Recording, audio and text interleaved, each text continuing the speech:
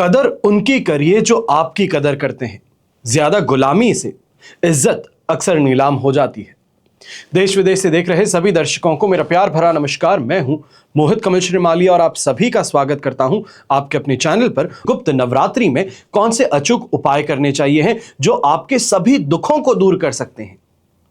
गुप्त नवरात्रि हिंदू धर्म में एक विशेष आध्यात्मिक समय होता है जब देवी साधना, तांत्रिक क्रियाएं, इनका अत्यधिक महत्व होता है। और इस दौरान गुप्त रूप से मां दुर्गा के 9 रूपों की उपासना करने से जीवन की सभी परेशानियां दूर हो जाती हैं। और अगर आप भी जीवन में सुख, समृद्धि और सफलता चाहते हैं तो अचूक उपायों को अपनाकर मां दुर्गा की कृपा आप भी प्राप्त कर सकते हैं।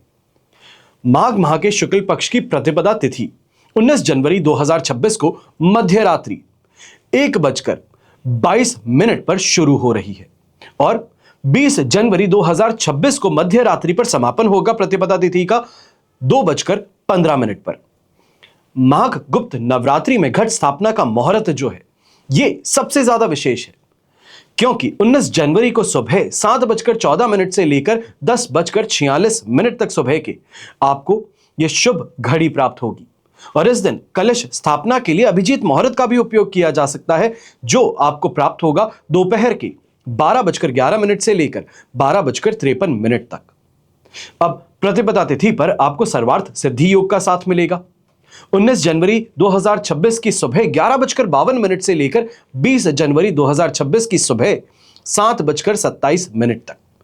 प्रतिपदा तिथि पर चंद्रमा मकर राशि में विराजमान रहेंगे। सुबह उत्तराषाढ़ा नक्षत्र 11:52 तक आपका साथ निभाएगा। इसके पश्चात श्रवण नक्षत्र का आपको साथ मिलेगा।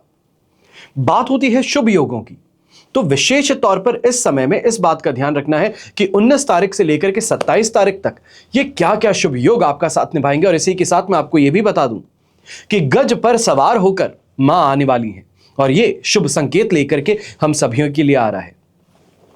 तो शुभ समय जो है, शुभ योग जो है, सबसे पहले 19 जनवरी को आपको सर्वार्थ सिद्धि योग का साथ मिलेगा।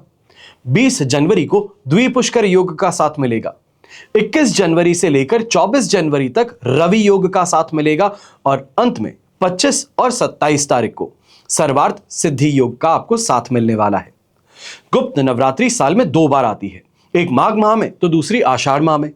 और इन नवरात्रों में तांत्रिक साधना, शक्ति उपासना, विशेष मंत्रों का जाप करने से अद्भुत फलों की प्राप्ति होती है। इस दौरान किए गए उपाय शीघ्र फल प्रदान करते हैं और जीवन के संकटों को दूर करने में सहायक होते हैं। तो ऐसे में कुछ अचूक उपाय हैं। सबसे पहले गुप्त नवरात्र में घर के मंदिर में अखंड दीप जलाने से नकारात्मक ऊर्जा समाप्त होती है और देवी लक्ष्मी की कृपा आपको प्राप्त होती है। इससे आर्थिक तंगी दूर होती है और घर में सुख शांति बनी रहती है। फिर यदि आप अपने जीवन में कर्ज, मुकदमे या पारिवारिक कलह से परेशान हैं तो गुप्त नवरात्रि में हर रोज दुर्गा सप्तशती का पाठ करना चाहिए। इससे देवी दुर्गा की कृपा प्राप्त होगी और सभी बाधाएं आपकी दूर होंगी। और यदि जीवन में कोई बड़ी बाधा आ रखी है, बहुत बड़ी परेशानी है, तो गुप्त नवरात्रि में छोटा सा एक उपाय करना है। नींबू और 4 लौंग लेकर देवी दुर्गा के सामने रख दीजिए। साथ ही साथ ओम ऐं ह्रीं क्लीं चामुंडायै विच्चे इस मंत्र का 108 बार जाप करते हुए आपको इस नींबू और लौंग को वहीं छोड़ देना है। ऐसा करने भर से दुर्भाग्य दूर हो जाता है। इसके अतिरिक्त एक और उपाय, गुप्त नवरात्रि में काली हल्दी को लाल कपड़े में बांधकर अपनी तिजोरी या धन रखने की जगह पर अगर आप रखते हैं तो ऐसा करने से धन वृद्धि होती है, व्यापार में लाभ प्राप्त होता है। अगर कुंडली में ग्रह दोष है या बार बार असफलता हाथ लगती है तो गुप्त नवरात्रि में शिवलिंग पर लाल चंदन और गंगा जल आपको अर्पित करना चाहिए। ऐसा भर करने से सभी दोष समाप्त होते हैं, जीवन में सफलता की प्राप्ति होती है। और भैरव उपासक जो हैं, आप सभी लोग गुप्त नवरात्रि में काल भैरव की उपासना करें और शत्रुओं का नाश ऐसा करने से हो सकता है, बुरी नजर से बचाव हो सकता है।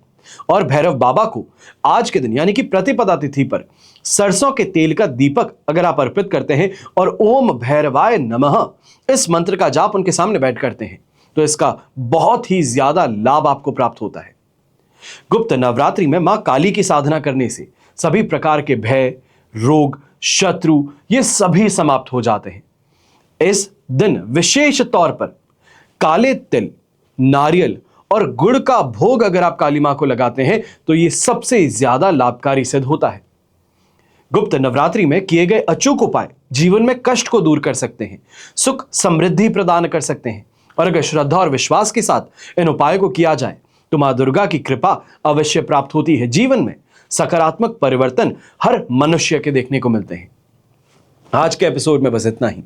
हमेशा की तरह आप सभी के लिए प्रार्थना करता हूं और हमेशा करूंगा कि आपका और हमारा परिवार सदैव सुखी रहे, संपन्न रहे, सुरक्षित रहे और स्वस्थ रहे। घर परिवार में बड़े बुजुर्गों का साथ और आशीर्वाद हमेशा हमारे साथ बना रहे। जय श्री राम एवं जय हिंद।